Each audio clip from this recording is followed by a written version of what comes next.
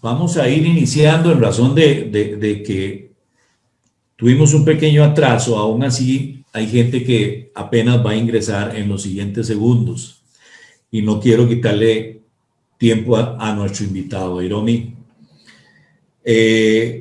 Hiromi, la dinámica, si me ves, siempre lo digo, si me ves viendo para acá, para abajo, es porque básicamente estoy dándole seguimiento a ¿cómo se llama?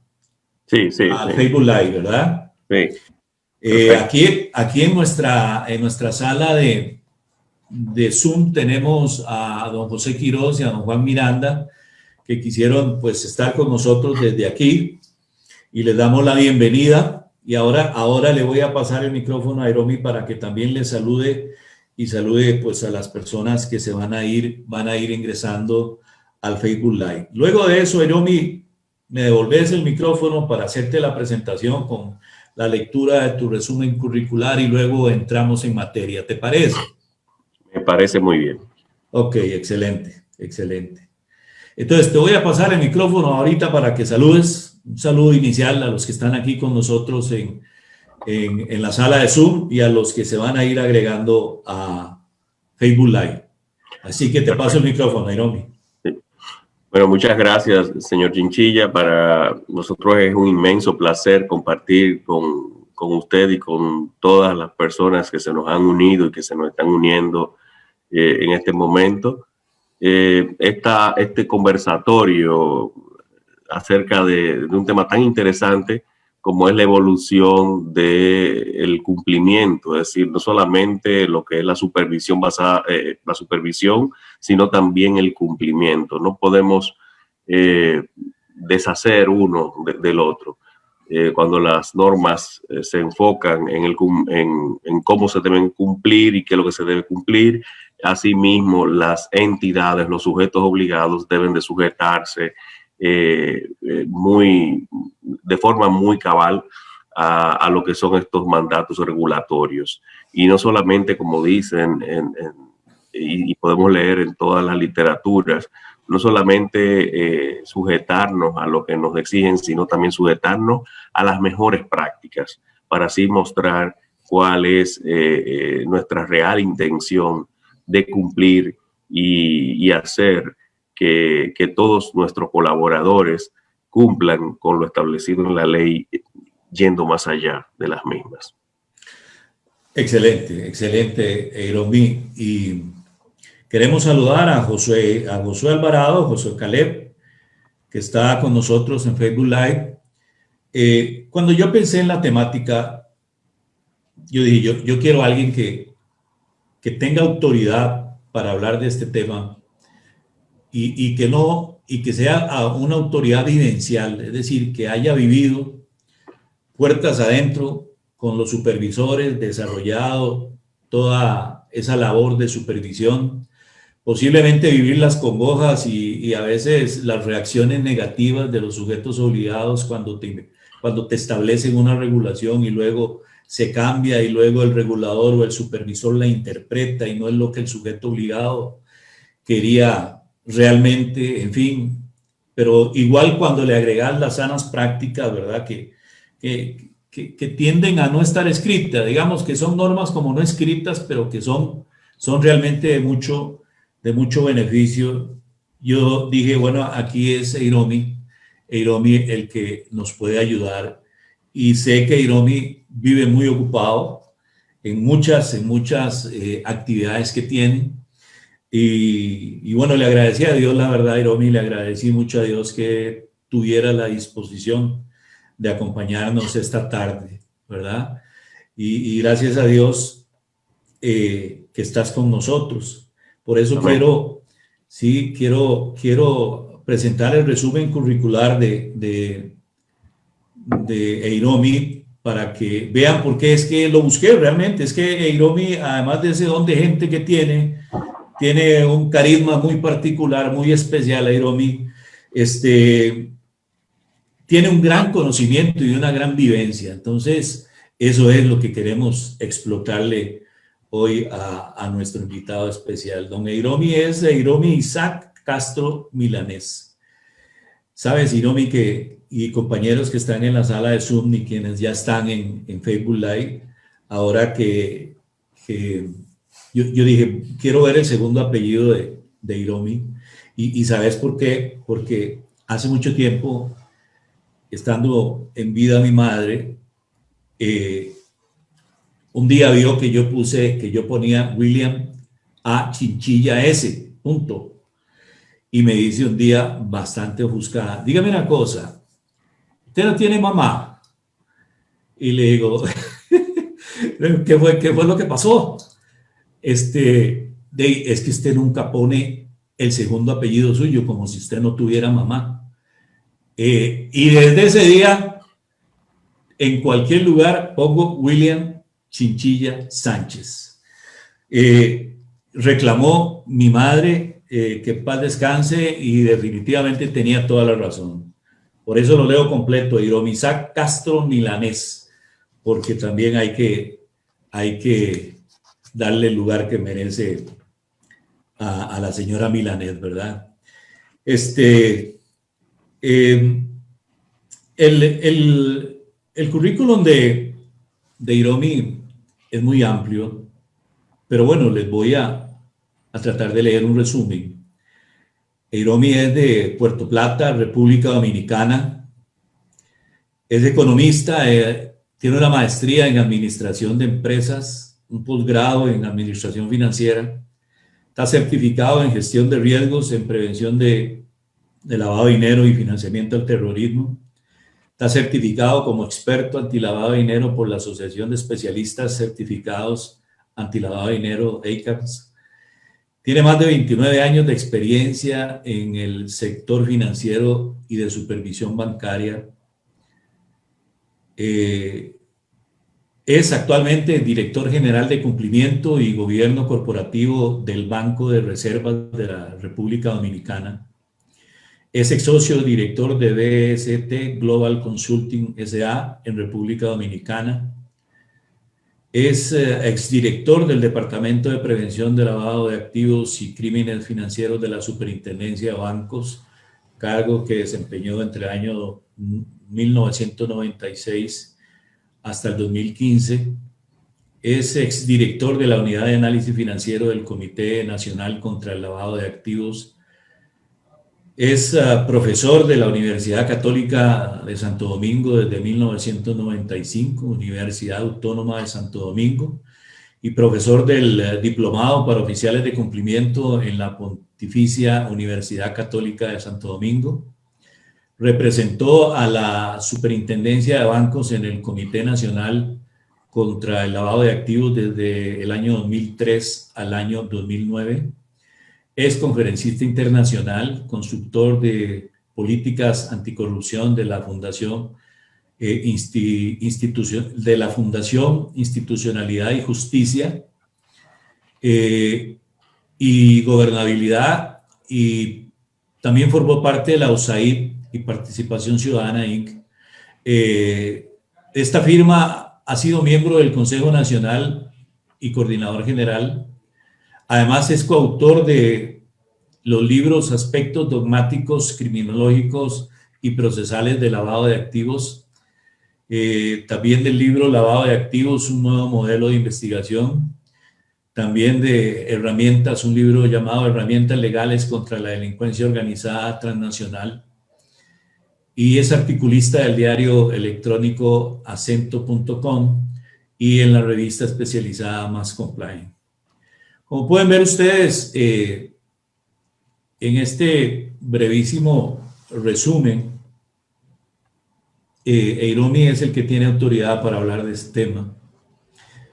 Yo trabajé hace muchos años, Hiromi, en un regulador, pero no había todavía la época del tema de prevención de lavado de dinero.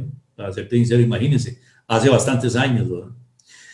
Pero Hiromi tiene toda la autoridad para hablarnos porque tiene toda la vivencia, toda la experiencia y eso, además del conocimiento, es verdaderamente importante. Mira, amigos y compañeros que nos ven en Facebook Live y que están aquí en la sala con nosotros, cuando yo estaba preparando un poco para informarme algo del tema, ¿verdad?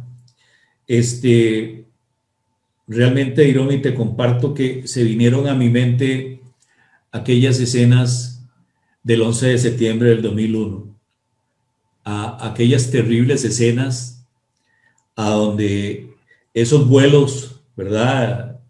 Según tengo aquí referenciado, el vuelo 175 de United Airlines y el vuelo 11 de American Airlines chocaron adrede, obviamente, contra cada una de las torres gemelas. Y ese evento histórico para mí, y en la charla yo lo menciono, que marca un antes y un después en todo el tema de prevención de lavado de dinero y financiamiento del terrorismo. Porque recuerdo que eso sucede en septiembre del 2001 y en Costa Rica en diciembre del 2001 ya había una nueva ley sobre prevención de legitimación de capitales. Y creo que sucedió en todos los países del mundo en donde Estados Unidos empezó a presionar, porque luego de este evento tan terrible hizo sus investigaciones el Senado y encontró pues que eran vulnerables, no se habían dado cuenta que eran tan vulnerables como este evento lo exigió, y entonces cambiaron leyes, cambiaron políticas, cambiaron prácticas y en mi opinión, Hiromi, uno puede hablar de antes del 11 de septiembre en cuanto al régimen privado o al régimen preventivo de legitimación de capitales y financiamiento del terrorismo y después del 11 de septiembre, ¿verdad? Porque creo que vino toda una revolución, un cambio profundo, creación en los países a donde no habían autoridades competentes, se crearon las autoridades competentes, a donde no habían leyes, empezaron a crearse las leyes, y a donde no había normativa, empezaron a profundizarse las normativas. Y entonces, ya en ese tiempo vos estabas ahí en el supervisor de República Dominicana. Y yo recuerdo, yo no estaba en el supervisor de Costa Rica, pero recuerdo las reacciones y las quejas de mis clientes diciendo, William, mira, ¿qué pasa con el regulador que está queriendo prácticamente administrarme el negocio en el tema de prevención de lavado de dinero? Y te menciono el tema, Hiromi, porque de aquí quiero partir, de este momento histórico, aprovechando de que trabajaste tanto tiempo en el supervisor de tu país. Quisiera empezar, que me contaras cómo se vivió ese momento, ese tiempo, ese contexto allá en República Dominicana, en lo profundo del supervisor. ¿Qué miraba el supervisor? ¿Qué pensaba? O sea, ¿qué impacto recibió el supervisor y quienes trabajaban, en el caso tuyo, ya en el área de este tipo? Y de ahí vamos, y de ahí te damos la oportunidad para que vos te despliegues, porque vos sos la autoridad hoy aquí y tenés toda la discrecionalidad para conversarnos lo que quieras al respecto. Te paso la palabra, Hiromi. Bien. Bien, ¿me escuchan? Sí, claro. Bien, muchas gracias. Señor Chinchilla, usted me llevó a un escenario del recuerdo que lo tengo muy, muy claro, muy sentido. Creo que todo el que vivió esos momentos, estos casi lo pasaron en vivo, el segundo impacto fue en vivo. Claro. Y todos estábamos viendo eso en el mundo entero. Pero había una situación especial en nuestro país en ese momento, en ese instante.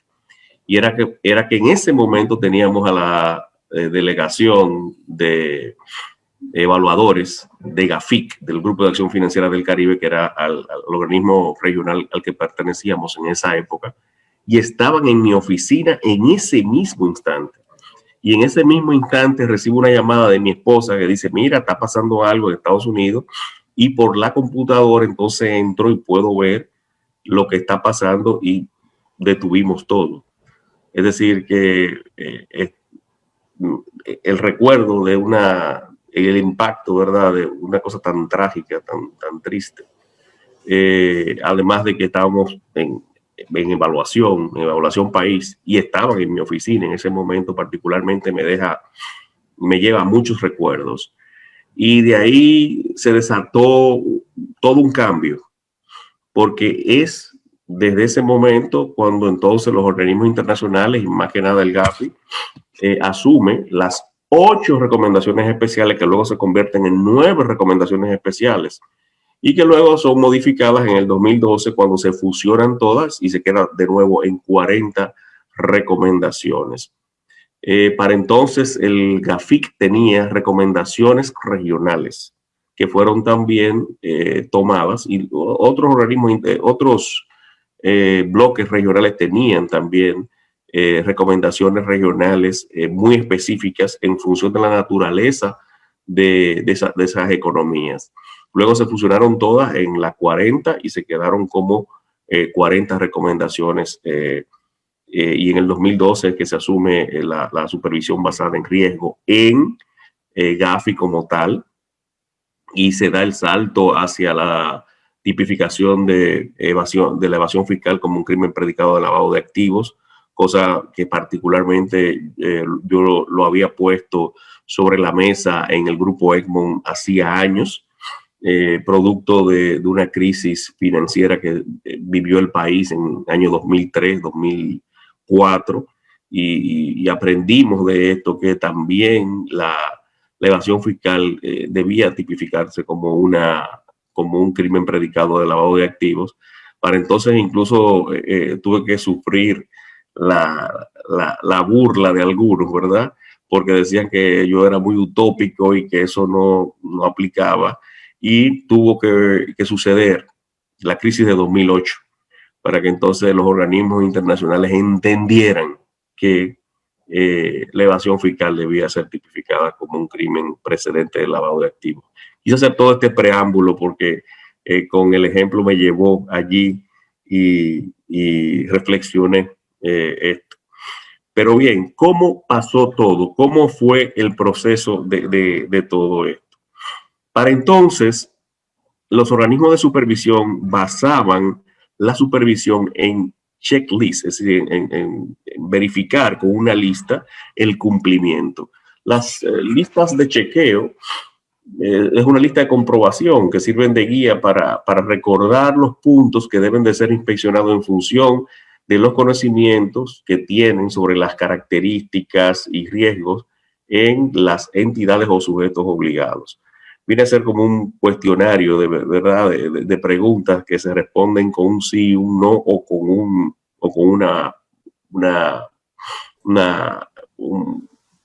estoy pensando en otra cosa, una marca, ¿verdad? Sí, claro. Concretamente, como he dicho, es una lista de comprobación de determinadas condiciones de trabajo compuesta por varios ítems que pueden contener una o varias preguntas según sea el caso. Son también formatos creados para realizar actividades repetitivas, controlar el cumplimiento de una lista de requisitos y recolectar datos ordenados de forma sistemática. Esto es muy limitante. Es muy limitante porque se limita a ver, bueno, ¿conocen sus clientes? Sí. ¿Qué hacen para conocer a su cliente? ¿Le piden identificación? Sí. Es decir, es muy mecánico. Y no deja de ser positivo, porque las listas de chequeo se siguen utilizando para uno llevar un control sobre los procedimientos. De hecho, los procedimientos te dan una suerte de seguimiento que tú debes de ir paso a paso y te sirve de lista de chequeo como tal, ¿verdad? Pero bueno, el uso principal de aquellas listas de chequeo era la realización de actividades en las que es importante que no se olvide ningún paso, ninguna tarea, o deben hacerse las mismas en un orden establecido.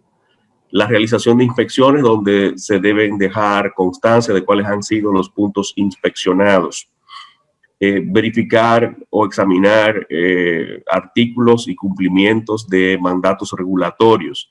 Examinar o analizar la localización de defectos y verificar las causas de los defectos. Verificar y analizar las operaciones y recopilar datos para futuros análisis. Estas son listas de chequeo avanzadas, claro está, porque te lleva incluso a reflexionar sobre la evolución hacia el futuro de ese cumplimiento. Pero todo se modifica. Ya se venía comentando de la supervisión basada en riesgo, Basilea II, el enfoque hacia Basilea III, y así también entonces esto se deriva en lo que es la supervisión del cumplimiento de las normas y regulaciones de la prevención del lavado de activos y, recuerden, después de los acontecimientos trágicos de 2001, el financiamiento del terrorismo. Es decir, se unen los dos conceptos de una manera indisoluble, como ahora se ha unido también la proliferación de armas de destrucción masiva. Exacto. Es decir, es lavado de activos, financiamiento del terrorismo y la proliferación de armas de destrucción masiva. Esta ha sido la evolución del enfoque de los delitos, ¿verdad? Y todo, fíjense que todo está sobre una plataforma de lo que es el delito organizado, es decir, el crimen organizado internacional o transnacional, como aparece en algunos documentos. Esto evoluciona hacia el riesgo porque nos damos cuenta desde los órganos de supervisión que si se está haciendo una evaluación basada en riesgo para los aspectos financieros e incluso hasta monetarios, entonces teníamos que hacer la evolución hacia allí. La evaluación basada en riesgo y el cumplimiento basado en riesgo es la mejor forma de cómo tú hacer un enfoque efectivo de cumplimiento, porque eso lo que te va a permitir a ti es enfocarte o concentrarte en las áreas más débiles que tienes. Y eso se va a derivar en mejorar la eficiencia de los trabajos que tú haces. ¿Por qué? Por la máxima de que los recursos siempre serán escasos. Las necesidades siempre serán múltiples. Esto va a pasar hasta en los países más ricos, porque las necesidades también evolucionan y se convierten en otro tipo de necesidades a veces mucho más complejas. Mucho más complejas. Es como el dicho que niño pequeño, problema pequeño, niño grande, problema grande, ¿verdad? Un dicho claro. Popular en Latinoamérica. Pues entonces evolucionamos a lo que es la supervisión basada en riesgo. Recuerden que riesgo no es más que la amenaza de que un evento o acción afecte adversamente la habilidad de una organización, de un sujeto obligado, de lograr sus objetivos de negocio o ejecutar sus estrategias de forma exitosa. Y la administración del mismo es el proceso mediante el cual la dirección de una empresa, de un sujeto obligado, de una organización cualquiera, identifica, cuantifica y controla los riesgos a los cuales los expone en sus actividades. Pero aquí viene el problema, entonces sale muy bonito, ¿verdad? Pero tenemos entonces que determinar cuáles son y tenemos que saber administrar cuáles son esos riesgos. Y muchas veces lo que yo veo no es lo que tú ves. Y quizás lo que ve el supervisor no es lo que tú estás viendo. Por eso también una de las discusiones que siempre tenía en Gafi y en Egmont era cuando yo planteaba que estaban muy bien las 40 recomendaciones, pero no todas las economías eran las mismas. No todas las estructuras en los países, por ejemplo, en vías de desarrollo, no son las mismas que los países desarrollados, ni la cultura de cumplimiento tampoco. Y había que tener mucho cuidado. Tú no medir con las mismas varas traía muchos problemas y siguen trayendo problemas. No estoy diciendo que hay que ser laxo, ojo. Lo que sí estoy diciendo es que debemos de estar conscientes de cuál es la realidad de cada cual. Por eso en una presentación que hice hace varios años de esto mismo, de la evolución del cumplimiento, comparando los checklists con la supervisión basada en riesgo, terminaba la conferencia, creo que fue para un congreso hemisférico o algo así, de lo que realiza la Asociación Bancaria de Panamá, terminaba con la anécdota de cómo se interpreta el canto del gallo en varios países. Por ejemplo, si yo pregunto cómo canta un gallo, en español, en Latinoamérica, me pueden decir kikiriki, ¿verdad? En Francia, ellos los escriben como cocoricó. En Estados Unidos es a doodle doo. Parece que no lo escuchan igual, ¿eh? O por lo menos no lo escriben igual. Y ya ahí está el asunto de lo que es la interpretación de lo que son las normas y las regulaciones en función de lo que son nuestras realidades. Por eso es importante saber que el proceso de aplicación debe de ir acorde en función de lo que son las realidades, porque uno no puede saltar de una situación a otra de forma brusca, porque eso genera muchos entaponamientos y distorsiones de cumplimiento. Entonces debemos de ir evolucionando. Eso sí, jamás distraernos en el proceso de cumplimiento, porque esto nos lleva a una situación de incumplimiento y quienes sufren a final de cuentas son las economías, porque los bancos corresponsales entonces limitan mucho los accesos a quienes no están cumpliendo. De aquí que los políticos entendieron que debían cumplir con todo y por eso se animaron a ir cumpliendo, porque si no lo hacían entonces no tendrían acceso, ¿verdad? Cuando gestaban o gestionaban un estado, no iban a tener acceso a lo que son las garantías y los mercados. Entonces, debemos estar claros que una inadecuada administración del riesgo puede derivarse en costos específicos para los negocios y los países, pérdida de negocios rentables, pérdida de liquidez por retiro masivo de fondos en entidades de intermediación financiera, limitación de facilidades en bancos corresponsales porque tú no estás cumpliendo y no aplicas a lo que son los niveles, lo que tienen exagetizado, ¿verdad? Como un cliente óptimo. Costos de investigaciones y multas, y volviendo un chin atrás, vamos, el de risking que tanto hemos sufrido en Latinoamérica, ¿verdad? Costos de investigaciones y multas, que esos son costos que se aplican y que termina pagando el sujeto obligado. Incautación de bienes, si hay un proceso, pérdida de capacidad de endeudamiento porque te limita, y esto es para los países básicamente y para entidades también, y pérdida del valor accionario de empresas con esto mismo, por puesto de que el riesgo aumenta y eso hace que se pierda valor, pierde valor la empresa. Todo esto se debe focalizar en buscar cuáles son las debilidades y la primera fase sería el análisis, luego la planificación, la acción sobre esto, documentar todos los informes y luego el seguimiento. Y esto es más que nada para lo que es el enfoque de supervisión, ¿verdad?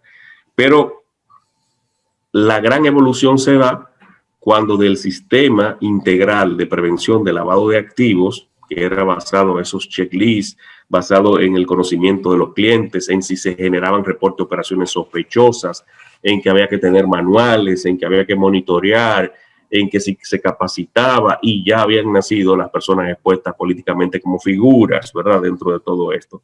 Eso evoluciona a lo que es la supervisión basada en riesgo. Y el sistema más popular en Latinoamérica es el SARLAF. El SARLAF creado en Colombia, que para mí es muy bueno, quizás para mí es el mejor.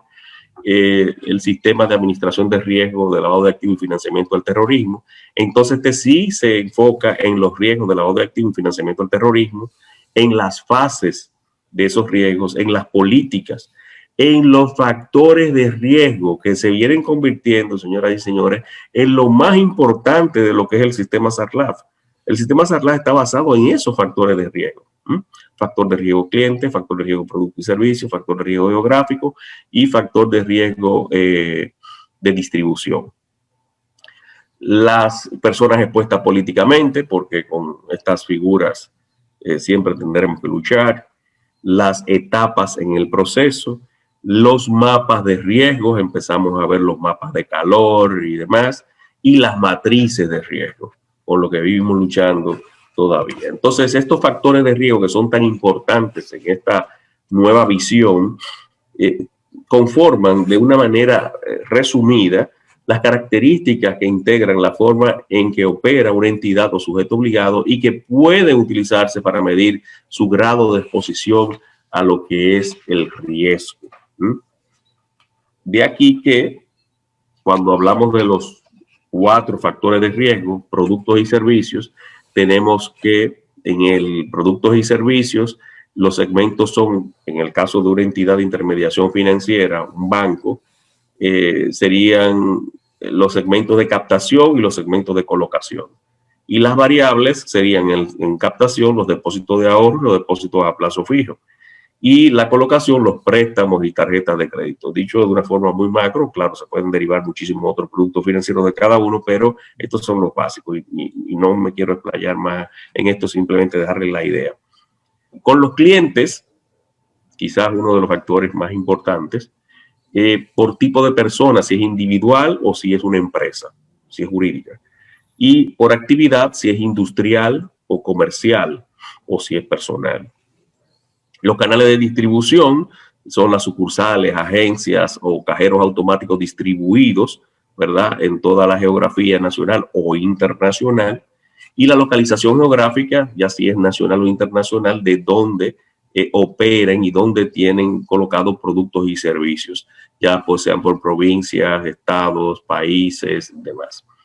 Los indicadores para clasificar estas áreas podemos citar, entre otros, algunos como las estadísticas de reporte de operaciones sospechosas para usted determinar cuáles son las áreas, los sectores de los cuales se han emitido más reportes de operaciones sospechosas, el tipo de persona, la localización, el tipo de producto. Entonces ahí nos va dando una idea ya de cuáles son los más riesgosos. La naturaleza e intensidad comercial del sector de los clientes que operan con la entidad. La proximidad a fronteras internacionales, siempre las fronteras internacionales son de alto riesgo, vamos a poner un ejemplo, ¿verdad? Sea la canadiense o la mexicana en Estados Unidos, son de alto riesgo. Claro, una más que otra, pero siempre son de alto riesgo. Los nexos a paraísos fiscales y países no cooperadores. Y aquí le voy a aprovechar.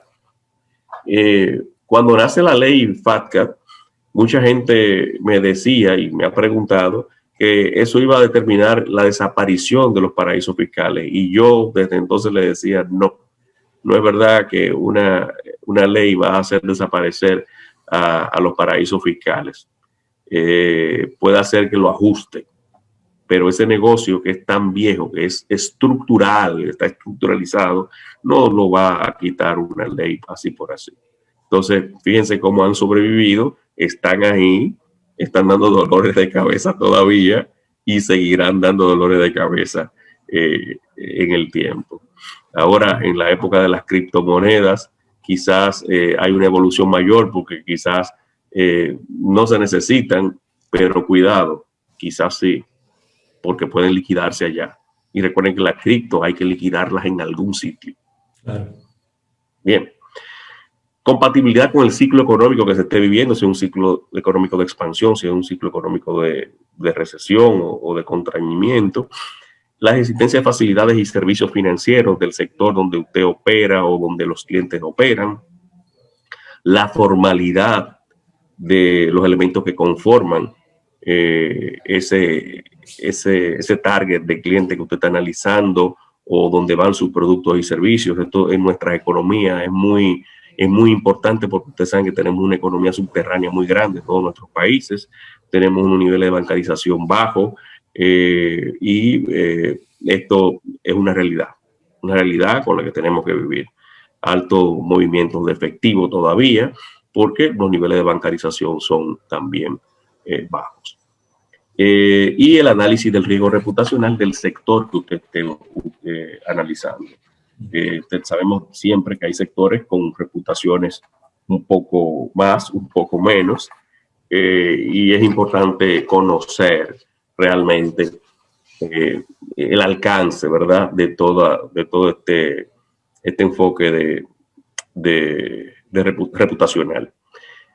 Concluyendo, lo que sería el sistema tradicional con el ya evolucionado en nuestro tiempo, muy, muy avanzado, de la supervisión y cumplimiento basado en riesgo.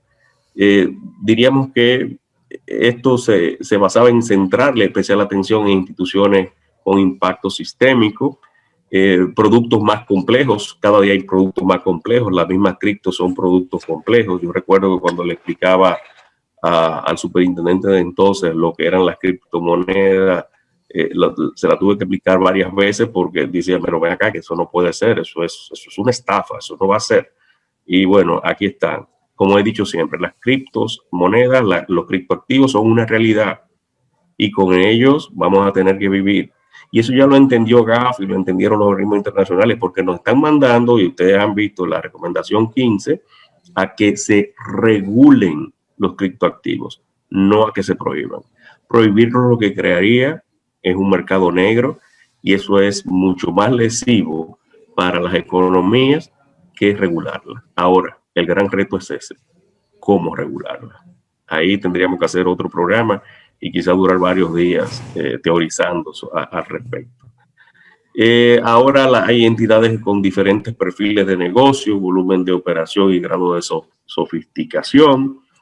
Recuerden que ahora tenemos las fintech también. El negocio financiero va evolucionando hacia las fintech. Es decir, vemos cómo ahora mismo las entidades de intermediación financiera van achicando sus departamentos porque se va dando más el negocio electrónico o vía la inteligencia electrónica. Los únicos departamentos que crecen dentro de las entidades de intermediación financiera o entidades financieras completas, vamos a decirlo en todo el sector financiero, son los departamentos de cumplimiento y regulación, porque cada día hay más regulación y hay más que cumplir.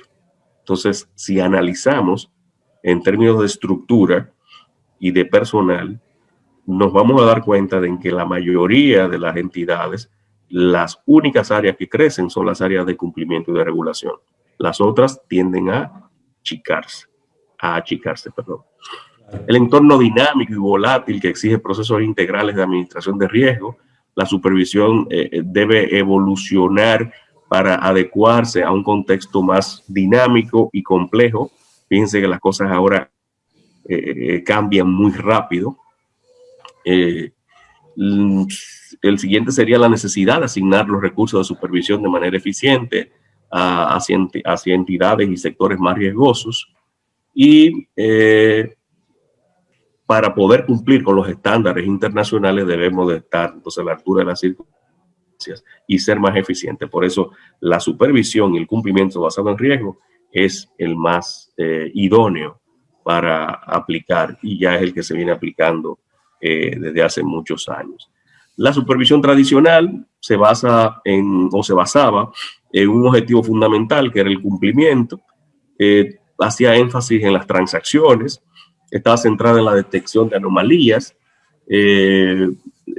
la supervisión era correctiva, se enfatizaba en verificar y comprobar consecuencias, se evaluaban los riesgos de forma separada, el enfoque era cuantitativo y tenía un alto grado de subjetividad, se determinaba la situación financiera, había mucha situación estática en los procesos, es decir, no había muchos cambios, estaba centrada en la situación del momento y en una supervisión equitativa, más bien poco integral, yo diría. Y la supervisión basada en riesgo, el objetivo fundamental es la gestión del riesgo a través de esos factores de riesgo.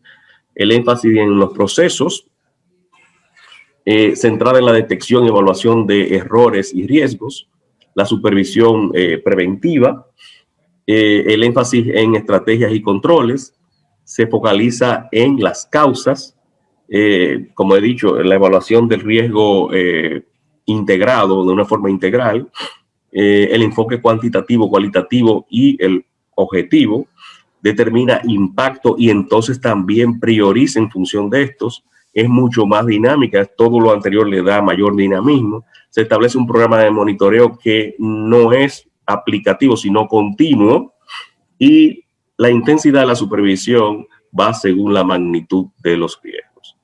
Y en conclusión, en síntesis, se analiza y evalúa la forma en que las entidades financieras, en todo caso el sujeto obligado, gestiona sus riesgos, ya que focaliza la supervisión en las áreas y en los procesos más riesgosos. ¿Para qué? Para mitigar los impactos. Muy bien, Eiromi. Bueno, yo creo que ya el auditorio vio por qué es que escogimos a Eiromi, ¿verdad? Definitivamente.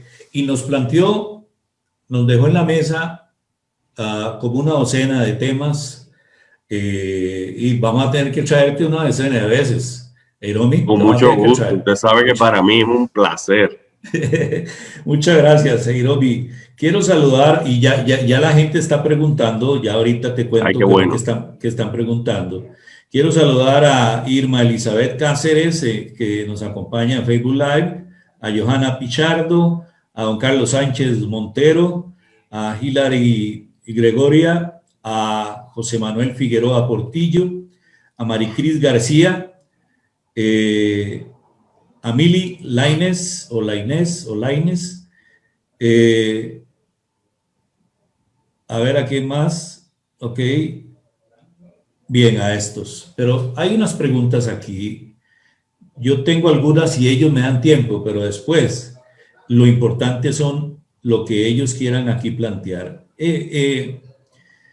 Aquí Mili Laines dice o pregunta, ¿cuánto tiempo después de haber terminado el cargo político se debe seguir considerando un PEP? Tremenda pregunta, buenísima. Sí. Uh-huh. En la República Dominicana, la ley 155 del año 2017 estableció que 3 años después de que las personas dejaran el cargo. Pero hay una situación, y es que el Código Penal, esta es una ley especial, Uh-huh. y el Código Penal establece que los delitos perimen a los 10 años. Entonces hay una situación ahí que se debe de ajustar y que quizás los fiscales utilicen a su favor en un momento determinado. Pero la ley es muy específica, es 3 años, y si una persona dejó de ser, por ejemplo, diputado y dura 3 años, que ya ni siquiera pertenece al partido político que lo llevó, no tiene actividad política ni nada, ya las entidades pueden considerar no tipificarlo como una persona expuesta políticamente a él y a su familia hasta el 2º grado de consanguinidad ascendente y descendente. Eso es en República Dominicana.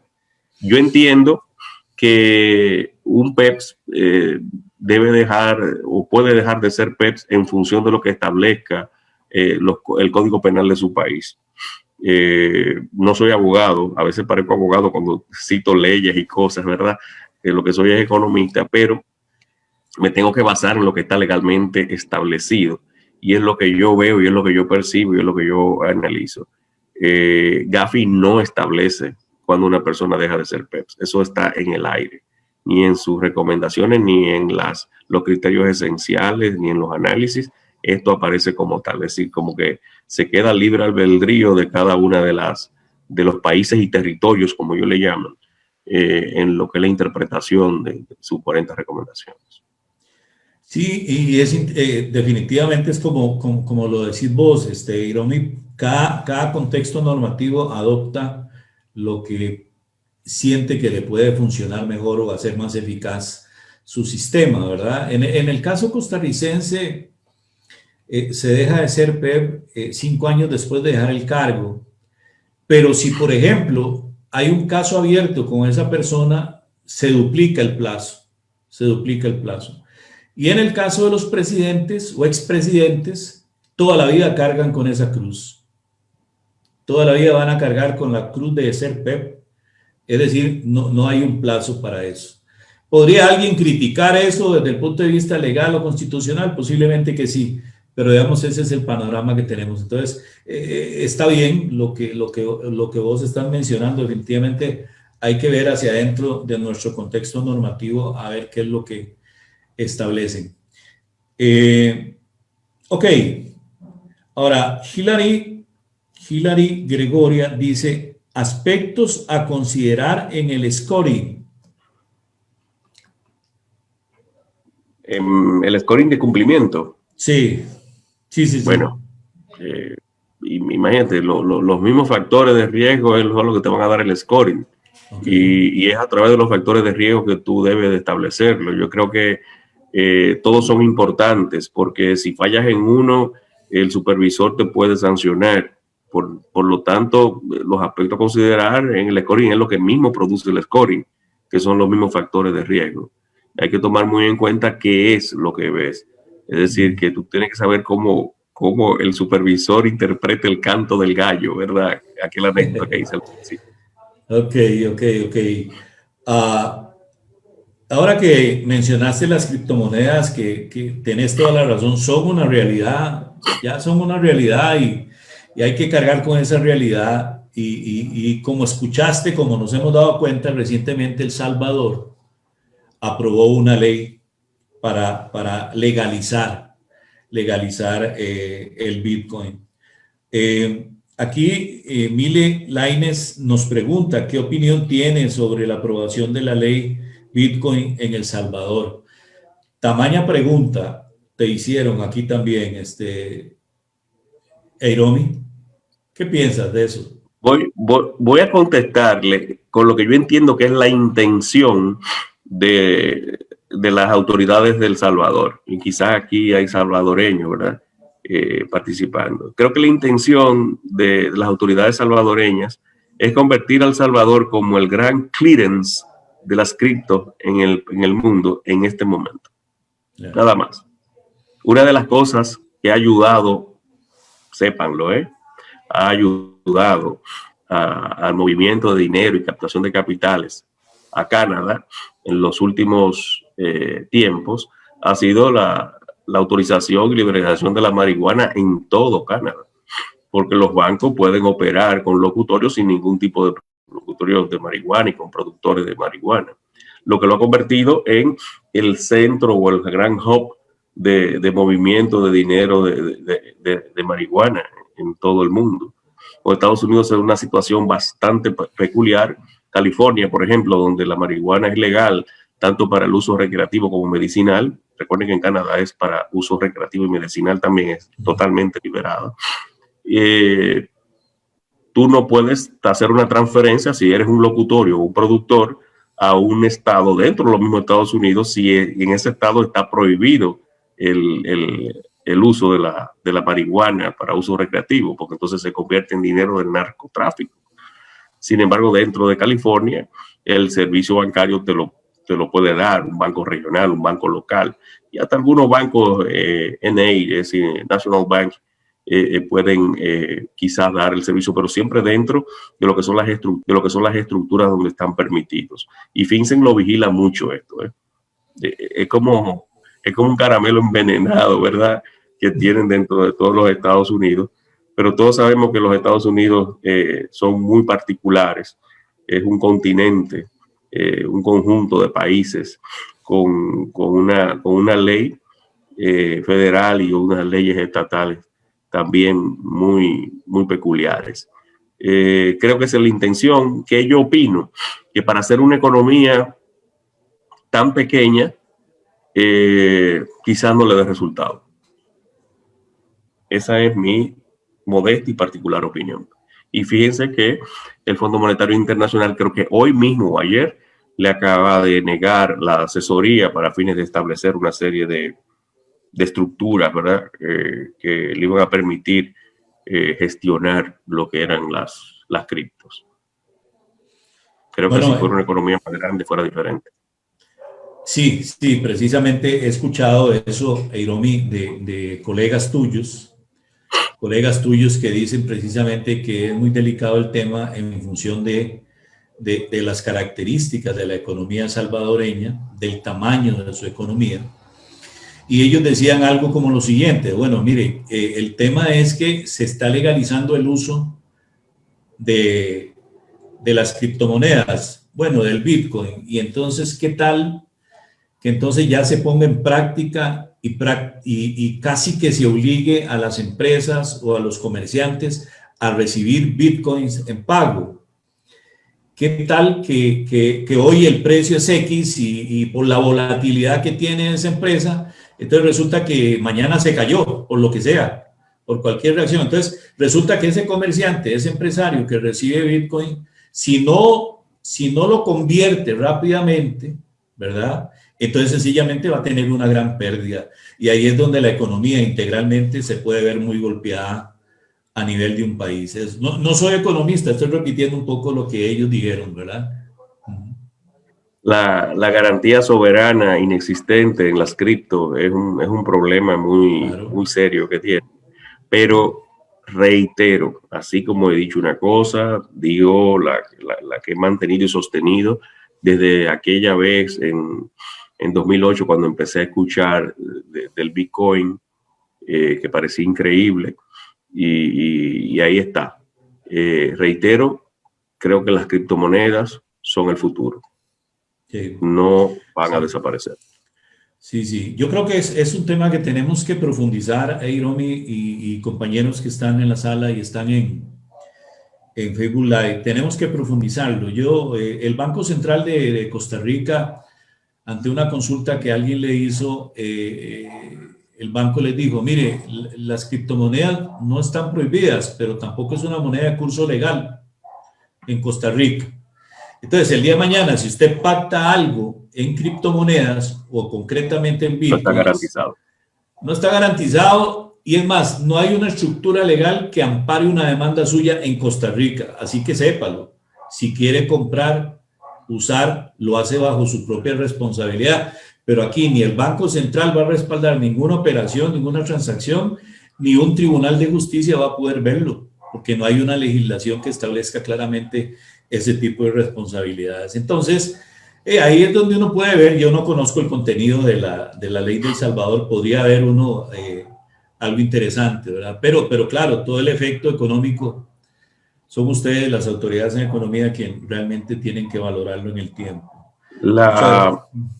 La primera reacción de las autoridades de supervisión bancaria en Nueva York hacia que los bancos en el estado asumieran una posición en Bitcoin aquella vez, vamos a decir en un criptoactivo, en este caso específico era el Bitcoin, fue que si lo asumían, debían de poner la misma cantidad de dinero invertido en garantía en la superintendencia. Es decir, ellos solicitaban que aquel respaldo inexistente, el que lo asumía, tenían entonces que sustentarlo. Entonces, si tú asumías $1.000.000 en Bitcoin, tenía que poner $1.000.000, garantizar $1.000.000 también como respaldo allí. Es decir, que el costo del negocio sería un poco alto y por eso no hubo muy pocos, o quizás, no sé, que yo conozca, ninguno, posiciones de bancos, estoy hablando bancos en Nueva York, hacia lo que eran las criptos. Me imagino que habrá uno que otro que lo habrá hecho por otro lado y bajo esquemas financieros diferentes, ingeniería financiera diferente, porque esto es una realidad que genera una movilidad de dinero. Ahora mismo ustedes han visto cómo ha perdido valor el Bitcoin casualmente, alegan muchas cosas, pero ahí se ha estado recuperando. Creo que en estos días ya empezaba a recuperarse, jamás los niveles de donde partió el declive, pero creo que es una realidad, eso no va a desaparecer. Excelente, ok. Hay una pregunta aquí que plantea Mili Lainez, la voy a leer nada más porque ya dijiste y tenés toda la razón.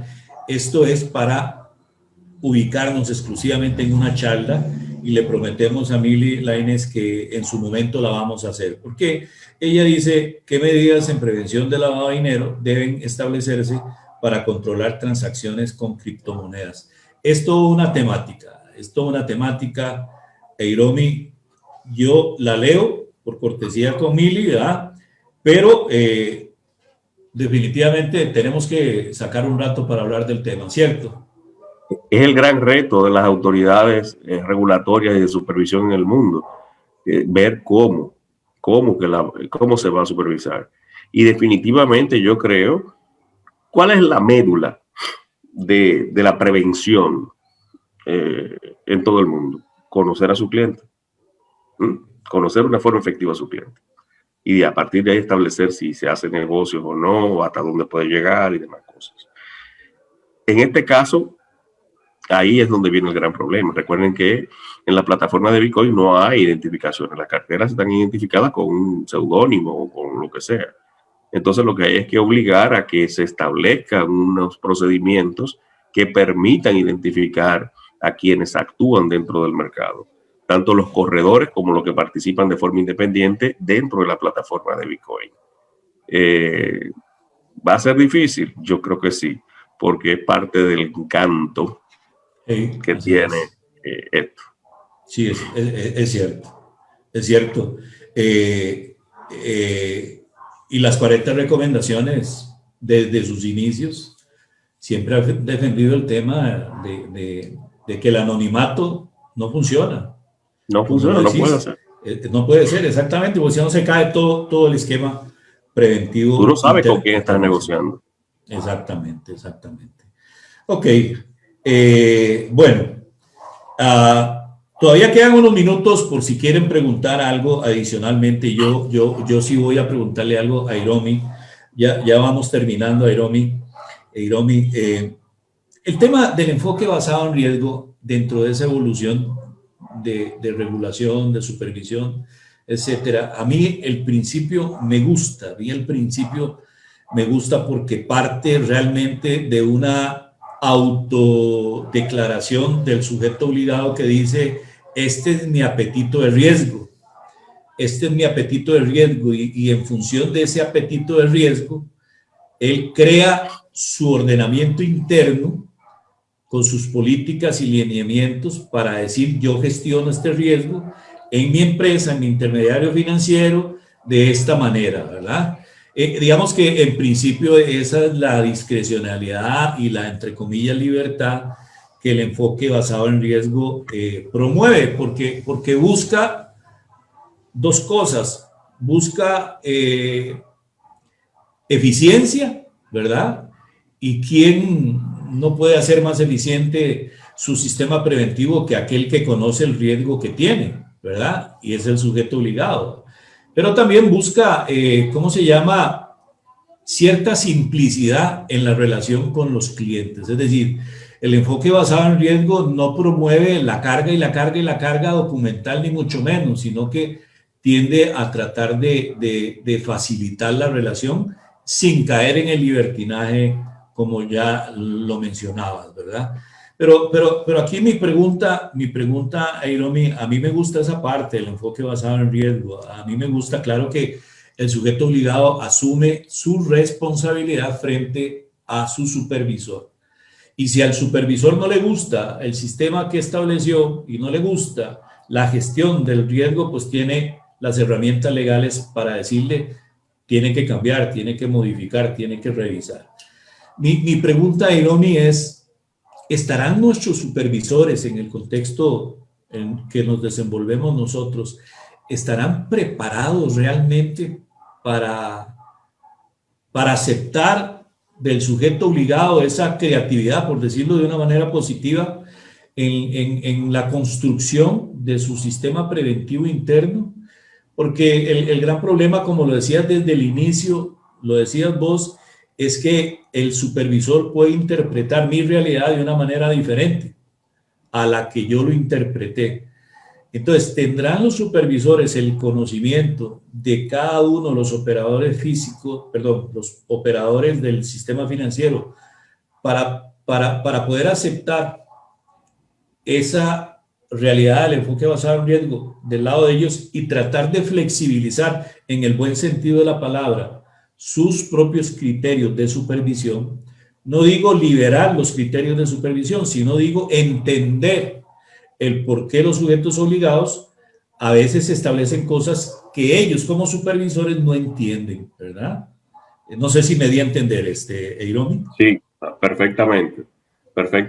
Y creo que estaba buscando la forma de cómo contextualizar eh, la, lo que yo entiendo. Mira, uno de los grandes retos del supervisor es entender los negocios de quienes supervisan, porque muchos supervisores nunca han estado en la acera de enfrente, sino que simplemente son supervisores y siempre han supervisado. No entienden el alcance que tienen muchos negocios y eso no es malo, pero deben de entender hasta dónde llegan. Ya antes sucedían mucho estos problemas. Ya sucede menos porque ya la mayoría de los supervisores han entendido que deben de diseñar una regulación que especifique los parámetros mínimos en cada uno de los factores de riesgo. Y eso entonces hace que los sujetos obligados se modulen, ¿verdad? Se equiparen a eso mínimo y que puedan hacer quizás un poco más, que son las mejores prácticas que asuman como un compromiso moral ante lo regulatoriamente especificado y determinado. Este es un problema que se ha ido solucionando poco a poco. Ya existen las guías, ya existen los catálogos que ayudan mucho al sujeto obligado a saber cuáles son los parámetros mínimos a cumplir. Pero ahí viene de nuevo y no nos vamos a engañar. Yo particularmente conozco 3 fórmulas de cálculo de riesgo. De cálculo de riesgo normal, es decir, ¿verdad? Sí. Y te dan esa fórmula un producto que pueda ser aceptado o no, pero también, dada esa situación, los reguladores han establecido fórmulas particulares o tipos o procedimientos para determinar el riesgo a los cuales se deben de asumir los sujetos obligados. Y es lo mejor que se puede hacer por aquello de la interpretación del gallo de su canto. Vuelvo ahí y por eso fue que lo escogí como anécdota, dado a que la interpretación de lo tan sencillo como el canto de un gallo no se escribe igual en los países que existen. Excelente, no, nos vamos a quedar con ese canto del gallo, ¿va? Para cada quien, Hiromi. Ahora, es interesante porque este tema del enfoque basado en riesgo, es decir, hay países que han ido muy lentamente hacia eso. Y no es hasta recientemente que han creado normativas los supervisores en donde les comunican a ellos, mira, aquí está la normativa de ustedes. Ya no es tan pesada como antes, es decir, yo ya no le digo cómo hacer ABC, yo le estoy diciendo que usted puede hacerlo dentro de ciertos rangos, ¿verdad? Eso es. Y entonces la reacción de los supervisados, Hiromi, es, ¿cómo? ¿Yo puedo hacer eso? Uy, pero ¿cómo lo voy a hacer si nunca lo he hecho? ¿Verdad? Entonces, están en un proceso de transición y de mentalización para poder usar la discrecionalidad que les han otorgado. Parece mentira, pero hasta temor les da usar la herramienta que su supervisor les está entregando, porque no están acostumbrados. Esa es la verdad. Lo peor es eso, cuando empiezas a implementar una serie de regulaciones en sectores que no están acostumbrados a ser supervisados y a cumplir. Sí. Pero también para mí he aprendido mucho, porque duré 19 años en la supervisión cuando venía de una entidad financiera, por 7 años, 19 en supervisión. Luego entonces duré 4 años, casi 5 en el sector privado, dando asesorías, y ahora entonces estoy dentro de una entidad de intermediación financiera.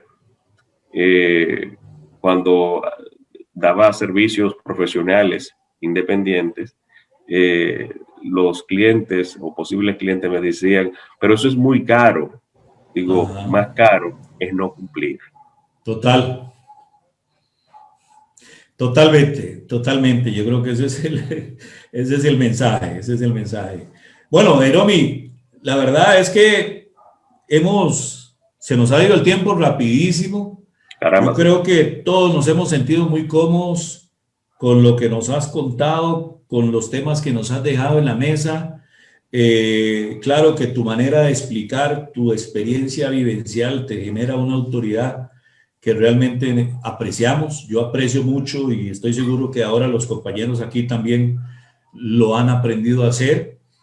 Y yo quiero pues agradecerte de nuevo delante de la gente que está aquí con nosotros, agradecerte que hayas sacado tiempo de tu oficina, de tu trabajo, de todos los días para reunirte con nosotros y conversar sobre un tema que realmente a todos nos interesa y a todos nos apasiona. Deseo que Dios te bendiga en absolutamente todo, Jairomi, a vos, tu casa, tu familia, tu trabajo, y agradezco a quienes han estado con nosotros a través de la sala de Zoom y a través de Facebook Live. Y bueno, les invito desde ahora para que de hoy en 8 nos acompañen, porque vamos a estar con uno de los jefes, con el jefe de la unidad de análisis financiero aquí de Costa Rica. Vamos a hablar un poco de el análisis de riesgo nacional, la evaluación nacional de riesgo que hicieron recientemente, y hay temas muy interesantes. Jairomi, te paso el micrófono para que te despidas. No, muchísimas gracias, don William. Para mí es un placer.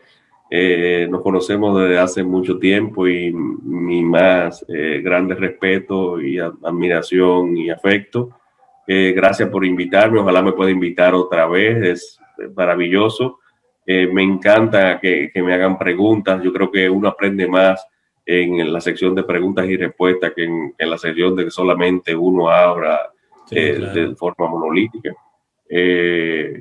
Creo que ha sido una hora bastante interesante. Estamos a sus órdenes desde aquí, desde el medio, entre el Caribe y el Atlántico, como está nuestra isla, que es la isla de todos ustedes. De verdad estamos a sus órdenes. Y gracias, y que el Señor los bendiga en abundancia a todos y a sus familiares. Excelente, muchas gracias, Jairomi. Claro que cuando decimos República Dominicana nos imaginamos aquellos congresos que había allá y que nos invitaba nuestro común amigo don Alejandro Rebolledo, ¿verdad? Sí. Y esas bellezas de playas que ustedes tienen, bendito. Dios mediante volveremos, Dios mediante. Amén, que así sea. Bueno, muchas gracias, Jairomi, de nuevo, y pues claro que sí, te vamos a estar invitando pronto. Que Dios te bendiga, y muchas gracias. Y muchas gracias a todos. Muchas gracias, buenas tardes. Hasta luego, gracias.